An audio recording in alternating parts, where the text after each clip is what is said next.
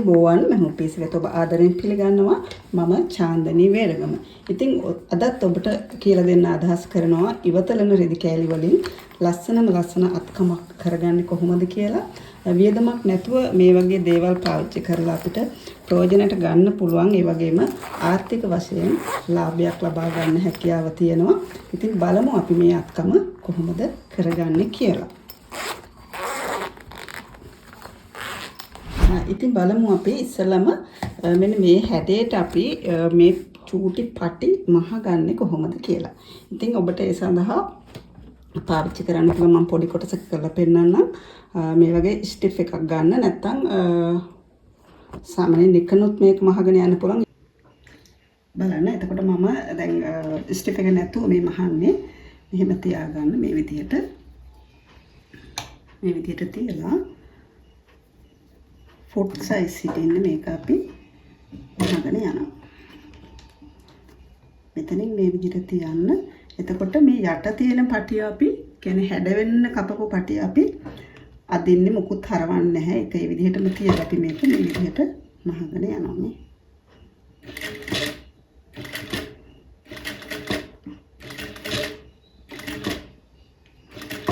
එතකොට මගේ මේ උඩ තියෙන පටිය තමයි මම හරවන්නේ. ඒ කියන්නේ හැඩ වෙන්න කැපුවේ නැති පටිය.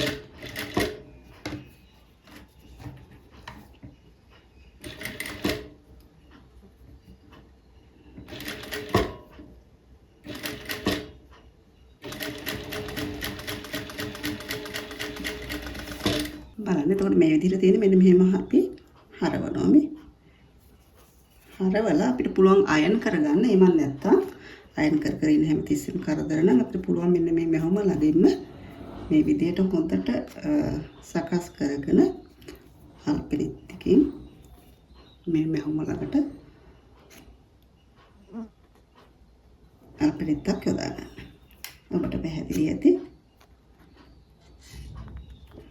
එතකොට මේ විදිහට තියෙන්නේ.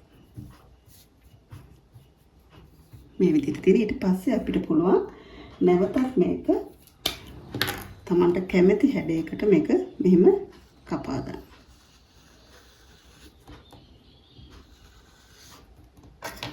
එන්ද වසපි මේ ටික කපනවා.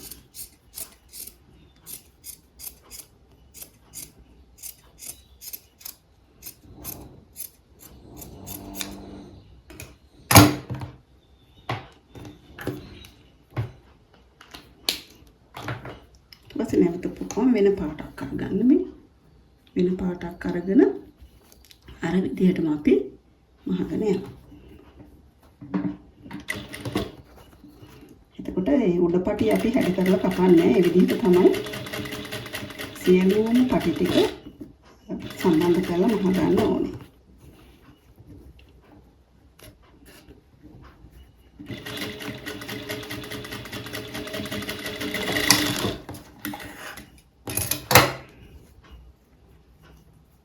මේ බලන්න මේ විදිහට තමයි මම අර ලස්සනට පටි ටික සම්බන්ධ කරලා මහගෙන තියෙන්නේ.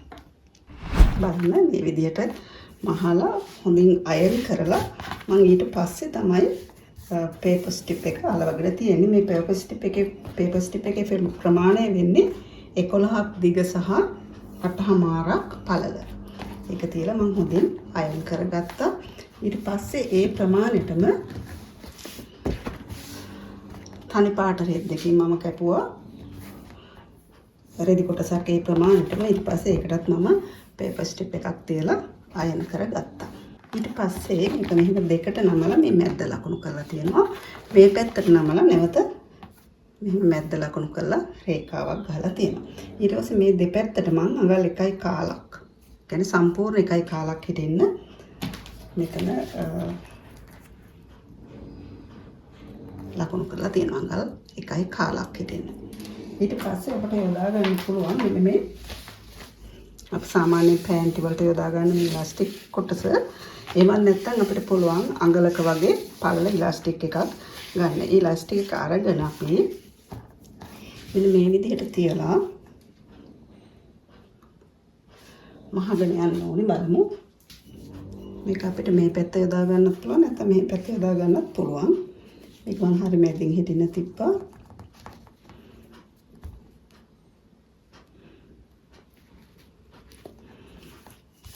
ඊට පස්සේ අඟල් 3 කාලෙන් 3 කාලකට වගේ අපි මෙන්න මේක මේ ප්‍රමාණය අඟල් 3 කාලක් හිටින්න ගන්නවා මේ. ඊට පස්සේ නැවත අඟල් 3 කාලක් හිටින්න මෙතන මැහුමක් ගන්නවා.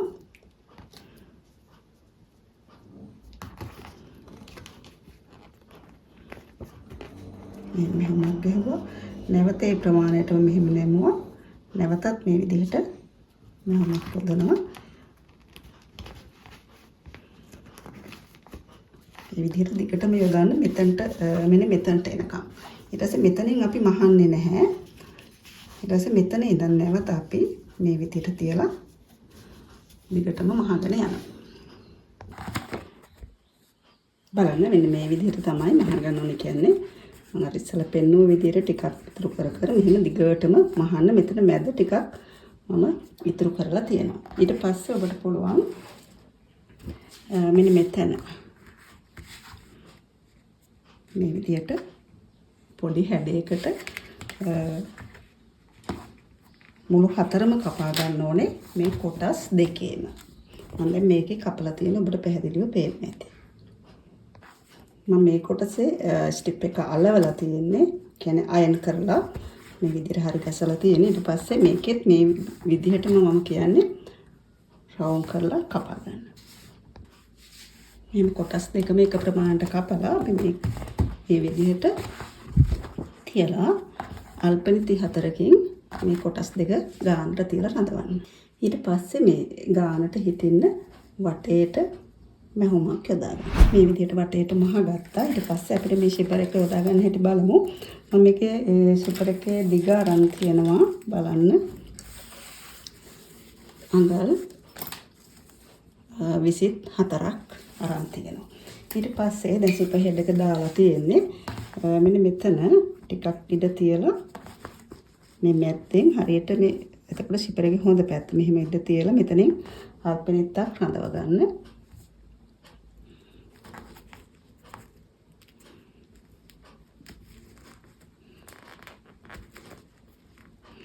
එතකොට හරියට මේ රේඛාව මැදට මේ ෂිපර් එකේ දත් ටික එන්න ඕනේ. ඊට පස්සේ අපි මෙන්න මෙහෙම හරි ගස්සගෙන මේක මෙන්න මේ විදිහට අල්පෙනිති වලින් රඳව ගන්න. මේ මුළු වලට පොඩි කට් මාක් යොදා ගන්න ඕනේ. මේ කියන්නේ හැරෙවෙන තැනදී මේ රවුම් වෙන තැනදී බලන්න මෙහෙම තමයි මේක තියාගෙන යන්න ඕනේ. මෙතනත් දැන් රවුම් වෙන තැනදී ෂිපර් එකේ මෙතන පොඩි කට් මාක් යොදා ගන්න ඕනේ.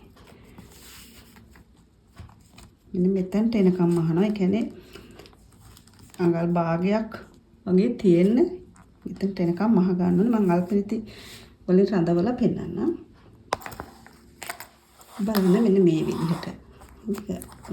මේ රවුම් වෙන තැනදී මම මේ ෂිපර් එක කට් මාක් යොදාගෙන තියෙන මේ රවුම් වෙන තැන්වල. එතකොට දැන් අපි මේකේ බලන්න එක පැත්තක් මම මේ විදිහට අල්පෙනිති වලින් රැඳෙවුවා. සම වෙන ක්ලිප් වලින් රැඳෙවුවා. ඊට පස්සේ මෙතන දැන් සාමාන්‍යයෙන් ඉතුරු කර ගන්න ඕනේ අපි මේ ෂිපර් එකේ පළල අඟල් 1 කාලක් වගේ තමයි මේ දෙපැත්තට අඟල් 1 කාල තමයි බෙදලා යන්න ඕනේ. ඊට පස්සේ අපි මෙතනට එනකන් තමයි ක්ලිප් කර ගන්න ඕනේ එක කොටසක්. ඊට පස්සේ මේ පැත්තේ කොටසත් ඒ විදිහටම වටේට ක්ලිප් කරලා හෝ අල්පෙනිති කරලා මෙහෙම ෂිපර් එක රඳව ගන්න. එතකොට ෂිපර් එකේ හොඳ පැත්ත තමයි මෙතනට තියෙන්නේ. මේ උඩට තියෙන්නේ. ඊට පස්සේ අපි මේක ෆුට් සයිස් හිටින්න මහ ගන්නවා. එතකොට අපි මෙතනට විතරයි මේක සම්බන්ධ කරලා මහ ගන්න ඕනේ. මෙතනදී නවතිනවා. මෙතනත් එහෙම. ඊට මේ ටික මේ විදිහටම රවුමට මහගෙන යන්න ඕනේ. බලමු. බලන්න සම වෙන මේ විදිහට මහ ගත්තා. දැන් මෙතන මම ෂිපර් හෙඩ් එක ඉස්සලා දාලා තිබුණා මතක ඇති. ඊට පස්සේ මෙතනින් අඟලක් වගේ තියලා ෂිපර් එක ළඟට මෙන්න මේක මෙහෙම නමලා මේ කරනාකාර පටියක් මම යොදන්නේ. මෙහෙම නමලා ලස්සනට මහ ගන්න. හොඳින් බලන්න සිපර් හෙඩ් එක මේ පැත්තට තියලා මම අල්පෙනෙත් එකකින් හැදවුවා. හඳවලා අපිට පුළුවන් මේක වෙනද වගේම මෙහෙම තියලා වටේටම මහ ගන්න. ඊට පස්සේ දැන් මෙතෙන්දිත් එහෙමයි මේක මේ වැඩි ටික කපලා දාලා මෙතන ගානටම ඒ විදිහටම ගන්න පුළුවන්. ඉතින් මේ විදිහට තියෙන්නේ හොඳ පැත්ත මේ විදිහට තියෙන්නේ. ඉතින් බලන්න කොච්චර වටිනා දෙයක්ද අද ඔබ ඉගෙන ගත්තේ කියලා. ඉතින් මේක වියදමක් නැතුව කරගන්න පුළුවන් දෙයක්. ඉතින් උත්සාහ කරලා බලන්න. වීඩියෝ එකට කැමති නම් ලයික් එකක් දාන්නත් අමතක කරන්න එපා. ඒ වගේම ඔබගේ යාළුවන්ට වීඩියෝ එක බලන්න ෂෙයා කරන්න. තවත් මෙවැනි පාඩමකින් අපි හමු වෙමු. ආයුබෝවන්.